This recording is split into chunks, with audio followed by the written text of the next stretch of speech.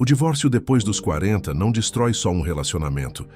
Ele desmonta a ideia de vida que você construiu dentro da própria cabeça durante anos. Porque quando você chega nessa fase da vida, já não sofre só por amor. Sofre pelo tempo, pela rotina, pela casa vazia, pela sensação de que alguma coisa saiu do eixo e não volta mais a ser igual. Só que depois de um tempo você começa a perceber uma verdade difícil. O problema não é só o relacionamento ter acabado. O problema é que talvez você tenha se perdido dentro dele durante anos. E quando tudo termina, você se reencontra sozinho. Aí começa o silêncio e, sinceramente, o silêncio assusta. Porque nele aparecem perguntas que talvez você tenha passado anos evitando. Quem eu sou sem essa pessoa? O que sobrou da minha vida? Por que eu me sinto tão vazio mesmo tentando continuar? E é nessa fase que muita gente começa a se anestesiar. Rede social, pornografia, validação, conversa vazia, saída aleatória. Qualquer coisa que faça a mente desligar por algumas horas, só que o vazio sempre volta, porque o problema nunca foi falta de distração. O problema era falta de conexão consigo mesmo, e talvez essa seja a parte mais dura da vida depois dos 40.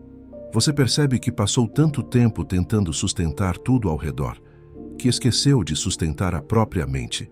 A autoestima vai embora devagar, não de uma vez. Ela vai sumindo nas pequenas derrotas silenciosas do dia a dia.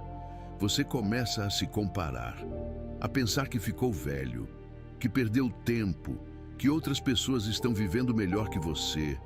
E aí nasce aquela ansiedade estranha, aquela sensação de urgência. Como se você precisasse resolver a vida inteira imediatamente, ganhar dinheiro, vender alguma coisa, encontrar outra pessoa, mudar de vida, fazer tudo rápido. Mas quanto mais ansiedade, mais perdido você fica. Porque reconstrução não acontece no desespero. Ela acontece quando você para de fugir de si mesmo. E talvez seja isso que muita gente ainda não entendeu.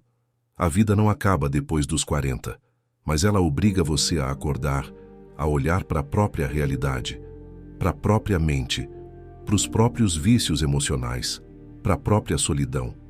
E isso dói. Dói porque crescer emocionalmente quase sempre exige destruição primeiro. Só que ao mesmo tempo, talvez seja exatamente aí que começa a liberdade. Porque quando você começa a voltar para si, algumas coisas mudam.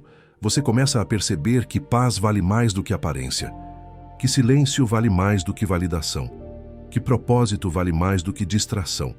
E aos poucos, começa a reconstruir pequenas partes da própria vida de novo. O corpo, a rotina, a mente, o dinheiro, a própria dignidade. Devagar, sem pressa, porque talvez a maturidade não esteja em ter todas as respostas. Talvez esteja em finalmente parar de correr de si mesmo. E, sinceramente, talvez você não precise de outra pessoa agora. Talvez precise voltar a encontrar a própria alma. Acorda, cara. A obra só começou.